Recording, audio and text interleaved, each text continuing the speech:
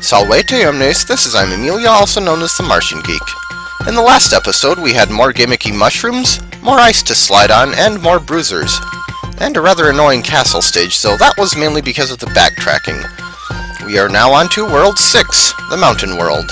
Or Cliff, if you prefer.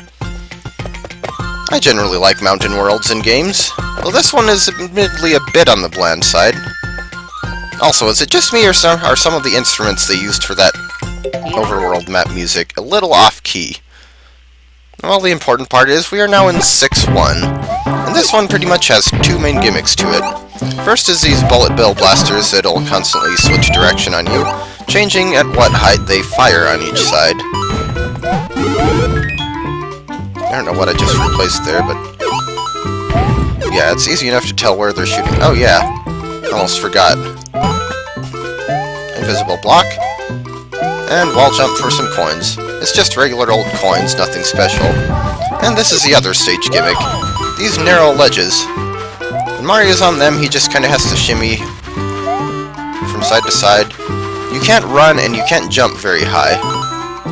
But what you can do is you can hang on them by pressing down when you're on top of them. And another wall jump for the first star coin. And yeah, it does have the athletic level music, this stage. Actually, that is one theme that none of the new Super Mario Bros. Ever bothered to give its own music, is the mountain levels, which is kind of a shame. I get the feeling that those aren't the only games that do that. Oh yeah, and a rather annoying thing about the second star coin is it's before the midway point, but the way the level's set up, you can't actually get it before hitting the midway point.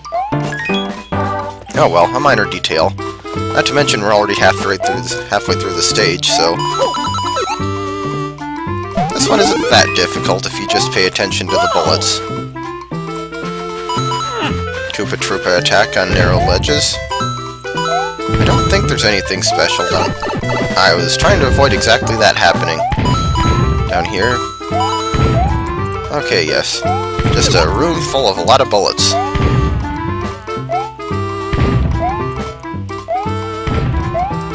But I believe we do want to go up here because... Okay, yes. We can get some coins. And yes, you can go in presumably this mini pipe. But I don't have a mini mushroom right now, and there are no star coins in there, and this stage does not have a secret exit, so I do not care what is in that pipe. There's the third star coin. Also, let's see if I can do this right. Let's see. 2 bullets there. And then a bullet inexplicably comes in from the right side. Nope, I didn't. See, if you do it right, you can actually get like 5 or more bullets on the screen, and then you get 1-ups when you hit the goalpost. Also, I was starting to run out of time on that stage. It's not a very long one, but it doesn't give you all that much time. Actually, I think several levels in World 6 I tend to run out of time on, such as this one, 6-2. And yes, you could guess from the map that it does involve water in some form. It's not an underwater level, though, fortunately. It is, in fact, a beach level. Why there is a beach up on a mountain, I'm not really sure, but okay. That question mark just rapidly switched direction on me. Maybe it's because I have frame skip set. Pretty much the only way to play the levels with effects like the water without it lagging. So the main gimmick with the water in this stage is that it changes its level. It will constantly be raising and lowering. Not unlike Mondo in Super Mario World, though the timing is different here, as you can see. Let's see, I believe I want... There we go. There's a nice easy red coin ring. 3 extra life, hey, why not? And yes, we do want to go up this vine. For some coins, and probably don't want to mess too much with these question mark blocks. I mean, I guess you could ground pound them and make them solid, but I'd rather just jump across them like that. Go up here, 4 coins, and the first star coin. And try not to land on a Spiny when you come down, but there's not a whole lot you can do about that. Interesting thing about the Spinies in this stage is they float.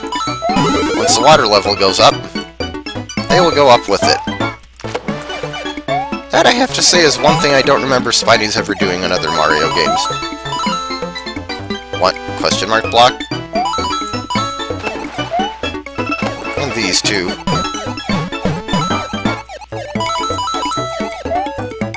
Come on. I think it's just a coin, but still. It's an item to collect, okay? There we go. Oh, it's a flower. Not that I needed one. Get some multiple coins out of here. And a superfluous mushroom. Go in here for a pipe cannon leading to a bonus room in the clouds. Remember all those flying question mark blocks from earlier? Well, this is the mother lode, pretty much. If you time it right, you can actually hit every other one. And apparently I can't. Most of them have coins, a few of them have 1-ups, but the 1-ups tend to go off the left side of the screen like that, because there's so much stuff in the way. As far as I know, it's pretty well impossible to hit all of them. Even with tool assistance, I would think. Oh hey, there I actually got one.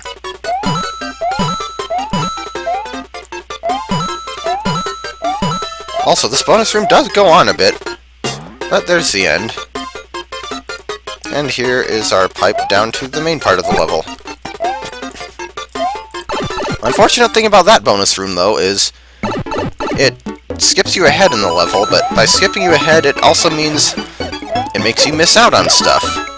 That's why I don't really like bonus rooms that give you shortcuts. See that second star coin? If I just continued from where the bonus had dropped me, I wouldn't have been able to get that star coin. And what the heck was Mario doing there? That was like a mutant dolphin kick or something like that. Needless to say, we do want the star coin. And I'm not really sure what the point of these pipes is, because the water allows you to navigate the area pretty well anyway. But whatever. Pipe cannons are fun, so can't criticize too much. There's our halfway point, and here is a roulette block with a mini mushroom if you want it. Emphasis on if. And Spiny that can possibly ambush you if you don't pay attention.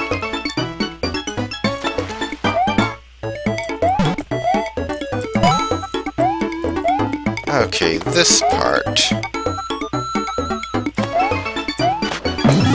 If you're careful with the timing here, you can take this star, and that is definitely the easiest way to get down here and get that star coin. Also can get you a 1-up as long as you hit all those Spinies.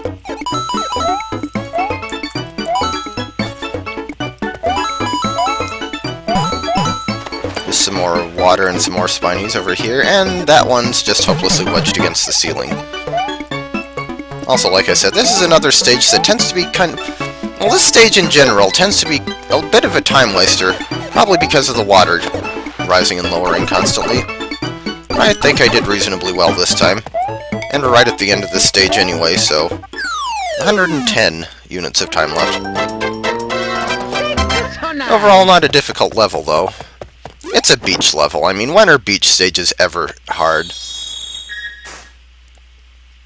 Unless they involve things like Boss Bass. From there, we move on to 6 Tower, with almost a full stock of lives. This one involves those big old spike pillars that we first saw in the World 3 Castle, except there they were vertical, and here, this being a tower stage, they go horizontally. Okay, wait for that one. And first star coin. You do have to duck there. There's also a crevice with the previous one where you had to, but I just risked it and ran past. There's our checkpoint.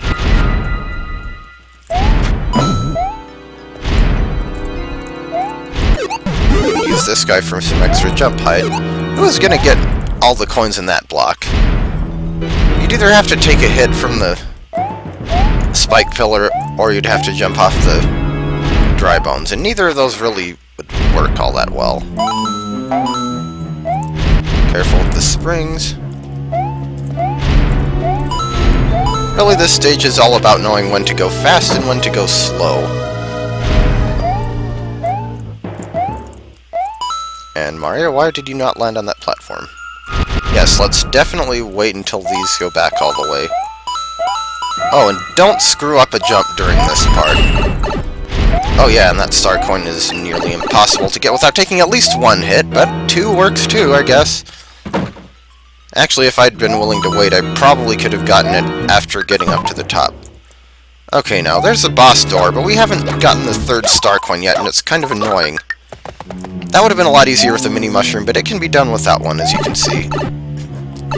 And don't just rush ahead in this room, because you will get spiked. And the only safe spot is right in the middle.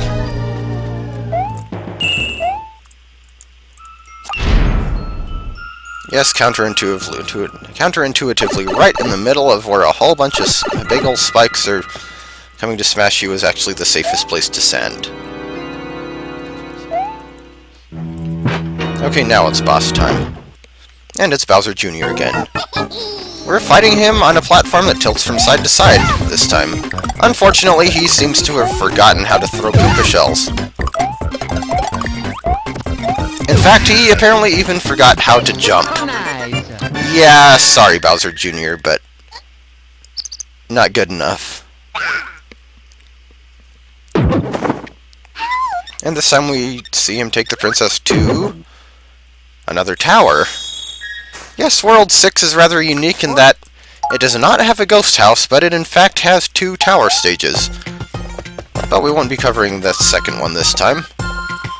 We'll be finishing with 6-3. And this one is in the forest. Boy, World 6 just seems to have all the themes, doesn't it? It really does. Pretty much everything except grassland and level themes specific to World 8. It also introduces... well, no, I guess it doesn't introduce them, but it has these hanging question mark blocks. And pipes into underground areas. So there's the poisonous water.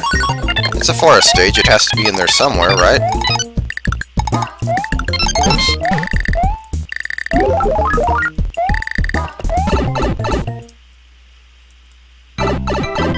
Come out and... yes, lots of Piranha Plants and pipes.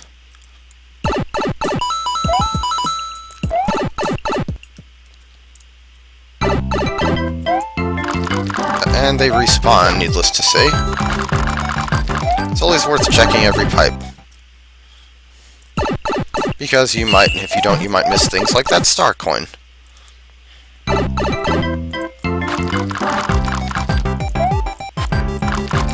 You know, this game actually makes a distinction between Venus fire traps and fire-spitting Piranha Plants. I'm not really sure why, but they do have slightly different behaviors. But then again, it also makes a distinction between Piranha Plants that are in pipes and ones that are just on the ground. The latter of which were not in the 8 or 16-bit Mario games, so... well, except unless you count Yoshi's Island, which didn't use the actual pipe Piranha Plants. Also these things. Oh hey, another Moneybags, or whatever his name is. But we're not going to worry about him yet. Right now we need to go up here and get that star coin. This is the only stage those rotating spiked question mark blocks show up in.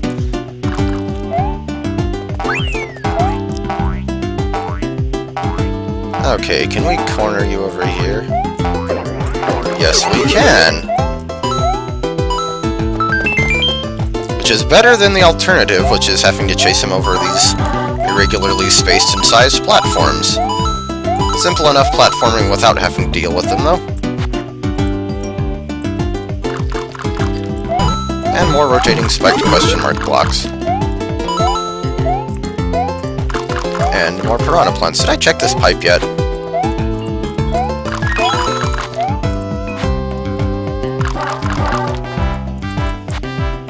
Question block. It dances back and forth.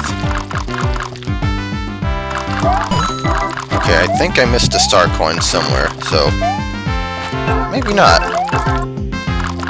Okay, I guess I did get them all. And... fail! Wow! Let's die right before the goal, shall we? Let's do like I did in 4-3. No, want mushroom.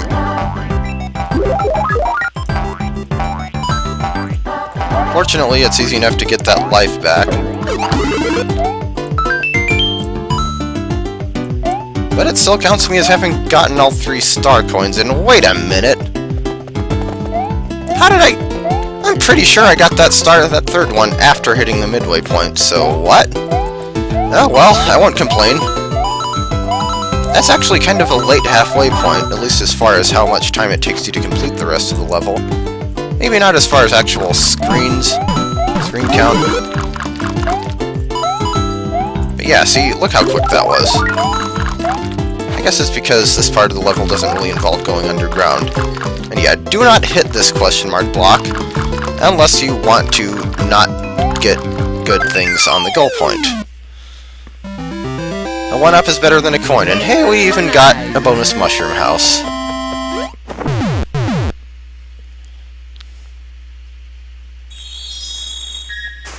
And the path to 6-4. Actually, now that I think about it, I'm not sure this world has any secret exits in its stages. But the important part is, we have done the first 4 stages of World 4, and we will continue with this world next time in 6-4. So, I will see you then.